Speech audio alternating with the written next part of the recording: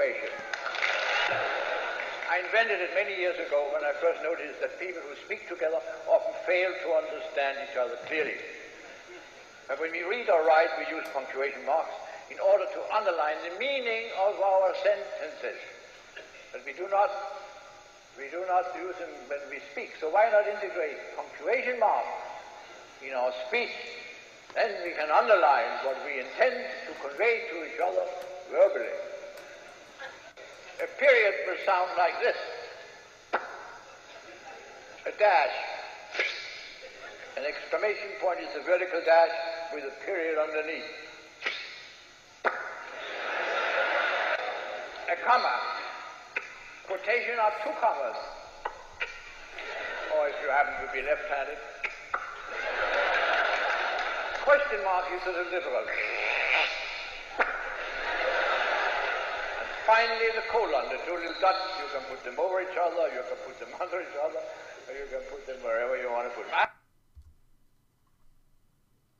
Hi, Misty, Kimberly, Kelly, and Luann here. Just like Victor Borga demonstrates the power of punctuation to convey meaning through sound and space, we use punctuation in our everyday lives. We will be presenting The Power of Punctuation by Martin Solomon, found in Visual Rhetoric in a Digital World, edited by Carolyn Handa. According to the American Heritage Dictionary, punctuation is the use of standard marks and signs in writing and printing to separate works into sentences, clauses, and phrases in order to clarify meaning.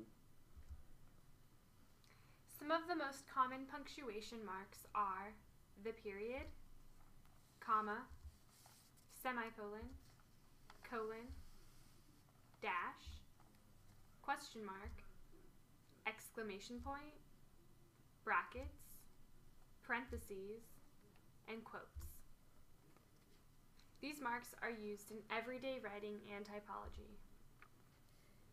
Application of punctuation is determined by both tradition and the writer's personal style. Most of us fall into two different camps of punctuation usage, traditional or personal style, which shouldn't be confused with using lazy grammar. Throughout literary history, artists have played around with the use of punctuation, creating their own distinctive and personal style. Most notable have been novelists William Faulkner and Nabokov, and poets E. E. Cummings and Emily Dickinson, among others. For example, in this section of Emily Dickinson's poem, I Heard a Fly Buzz, she uses 9 hyphens in a non-traditional way. As the poem is read, pay attention to how the hyphens affect the reader's speech, creating pauses and helping to move the poem forward. I heard a fly buzz. I heard a fly buzz when I died. The stillness in the room was like the stillness in the air, between the heaves of storm. The eyes around had wrung them dry, and breaths were gathering firm for that last onset, when the king be witnessed in the room. Personal style of punctuation continues to evolve.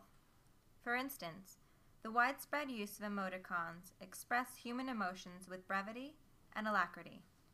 Today, if we place a colon next to a parenthesis, the result is a smiley face that denotes happiness. Punctuation doesn't just sit on the page. It has the ability to change the tone of a speaker's voice by adjusting the volume, meter, and rhythm in a piece of writing.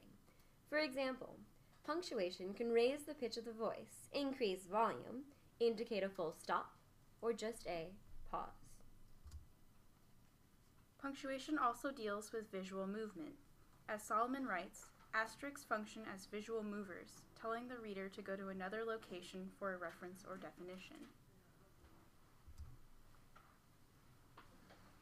Note that these 2 exclamation marks are obviously different. The first in Goudy has a diamond-shaped point, and the second in Copperplate is round.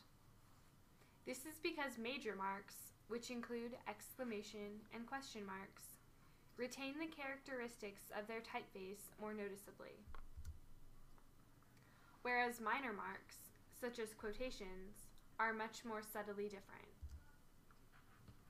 Writers may use this knowledge of the unique characteristics of a type font to make a statement more elegant or more brash. Certain punctuation sequences have become universally recognized for their understood meaning and have enough weight to stand on their own. For instance, a parenthesis, underscore, hyphen, and another underscore indicate that a phone number should be entered. Punctuation is to typography what perspective is to painting. It introduces the illusion of visual and audible dimension, giving words vitality.